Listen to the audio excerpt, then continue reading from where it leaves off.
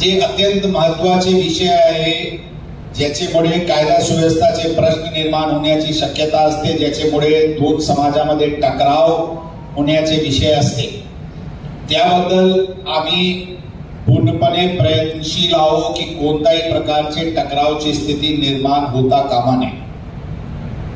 जरी टकरावची परिस्थिती निर्माण झाली तर त्यांना कायदेशीर मार्गाने आणि अत्यंत कडक रीतीने त्याच्यावर पोलीस हस्तक्षेप करतील, ती आमची तशीच एक स्ट्रॅटेजी आहे। शेवटचे क्षणीपर्यंत कोणीही असतील आम्ही हात जोडून विनंतीच करणार आहे की कायदा सुव्यवस्थेचे प्रश्न निर्माण करू नये, परंतु जर झाला तर आपण जे सगळे चांगले लोक आहेत त्यांचे सहकार्याने त्यांचे सहभागाने आम्हाला विश्वास आहे की अशा प्रकारचे समाजकंटक लोकांच्या विरुद्ध आम्हाला कारवाई करण्याची जर भाग पडली तर आम्ही कडकपणे करू।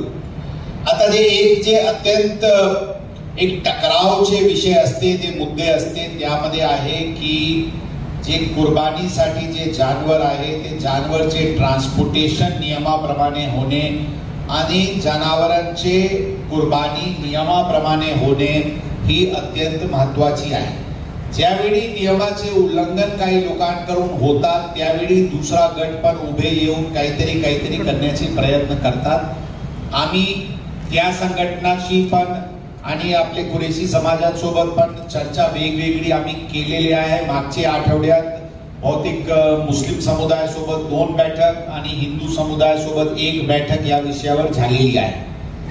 आमची भूमिका स्पष्ट आहे, जे नियमात ट्रान्सपोर्टेशन जनावरांचे ट्रान्सपोर्टेशनसाठी जे नियम आहे, जे तरतूद आहे त्याचे पालन व्हायला पाहिजे। त्याचे पालन जर होत नसतील तर पोलिसांकडून कारवाई करण्यात येईल। कोणीही दुसरा संघटन अशा प्रकारचे गाडी थांबवणे वगैरेचे प्रकार करणार नाही, यासाठी आम्ही स्पष्टपणे सूचना संबंधितांना दिलेली आहे। आणि यामध्ये काही आपत्तीजनक घटना कोणाकडूनही दिसला तर पोलिसांची भूमिका स्पष्ट आहे, त्याच्या विरुद्ध आम्ही कारवाई करणारच आहे आणि कायदेशीर रीतीने कारवाई होईल।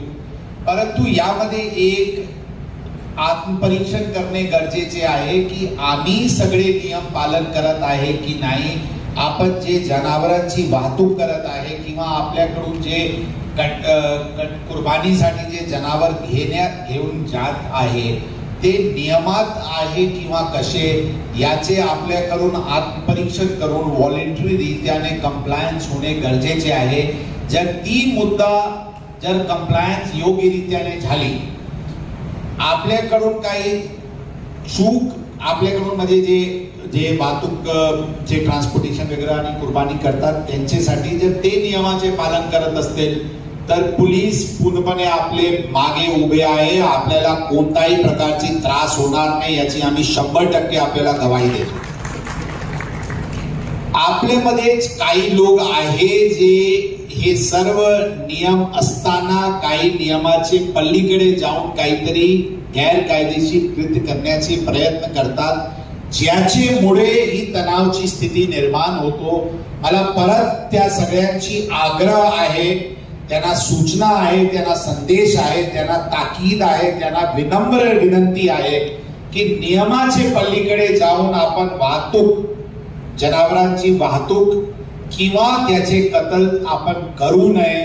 बाकी आपल्याला कोणताही प्रकारची अडचण येणार नाही, आम्ही आपल्याला पूर्णपणे आश्वासन देऊ इच्छितो। कधीही आपल्याला वाटत असतील की काही प्रॉब्लेम होत आहे किंवा शंका वाटत असतील, आपण आम्हाला सांगावी। एक भारतीय विद्यापीठला कात्रज जंक्शन म्हणून एक हॉटस्पॉट सारखे बनला होता, नेहमीचे वाद असायचे, तिथे आम्ही बंदोबस्त वाढवण्याची पण सूचना दिली होती ठाणेदारांना। आता ऍडिशनल सीपी साहेब पण आहेत, ते पण तिथे व्हिजिट करून तिथे काही टकरावची स्थिती निर्माण होता कामा नये यासाठी आम्ही पूर्णपणे प्रयत्न करू। शेवटी जो भी कुछ आपकी जरूरतें हैं बकरीद को ध्यान में रखते हुए ज्यादातर मुद्दा हमने इसमें आपके कवर कर लिए हैं जो आपके विषय थे शायद, लेकिन अगर कुछ छूट गया होगा तो वापस में एक बार बारीक पढ़ के उसकी भी हम निराकरण करने की जरूर कोशिश करेंगे। लेकिन समरी अगर बोला जाए तो नंबर 1 आपका जो मंडे मंडे के दिन जो नमाज का हो या फिर वहां कुर्बानी के लिए जो भी आपको सोई सुविधा हो, वहां पे लोड शेडिंग का प्रॉब्लम उस समय नहीं हो, ब्रेकडाउन का प्रॉब्लम नहीं हो, पानी आपको आवश्यक क्वांटिटी में मिले, उसके लिए पूरी तरीके से हम प्रयत्नशील हैं। कुर्बानी के विषय में टकराव की स्थिति निर्माण नहीं हो, इसलिए थोड़ी सी प्रयत्न आपकी तरफ से और पूरी तरीके से काळजी हमारी तरफ से ली जा रही है और वैसी ली जाएगी। आपका जो उत्सव है अच्छे तरीके से हो, इसके लिए पूरी तरीके से प्रशासन वचनबद्ध है, कटिबद्ध है, प्रयत्नशील है।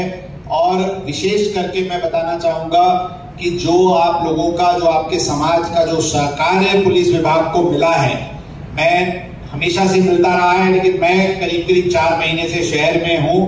जिस तरह से प्रोएक्टिव तरीके से आप लोग प्रशासन के साथ खड़े रहते हैं, इसके लिए मैं मन से आभार आपको व्यक्त करना चाहूंगा और इसी प्रकार का प्रेम और विश्वास आप पुलिस दल पे रखेंगे, ऐसी अपेक्षा व्यक्त करना चाहूंगा। आपके में आप लोग जो इतने प्रतिष्ठित लोग हैं, आप अगर एक्टिव रहेंगे तो हमें विश्वास है कि जो हर समाज में जो 1-2% लोग जो समाज कंटक होते हैं, वो आप अपने लोगों को जरूर नियंत्रण में रखने में समर्थ हैं। इसके ये आपने परिचय पहले कुछ घटनाओं में आपने दिखा रखा है कि कैसे आपके साथ चर्चा से हर विषय का समाधान निकलता है। हम कोई भी विषय होगा चर्चा करके उसका समाधान निकालेंगे और पूरी पारदर्शिता के साथ बिना किसी भेदभाव के जो कायदेशीर है उसी मार्ग पे चलेंगे और आपका सन उत्सव अच्छे से हो, इसके लिए हम पूरी तरीके से प्रयत्न कर रहे हैं और आपके साथ हम इसी प्रकार से आपके संपर्क में रहेंगे। फिर से आप सभी लोगों का जो यहाँ आए, आप लोग, उनको सभी को धन्यवाद। मुझे लेट हुआ, उशीरा हुआ आने में, उसके लिए मैं फिर से आपसे दिल व्यक्त करता हूँ। धन्यवाद। जय हिंद, जय भारत।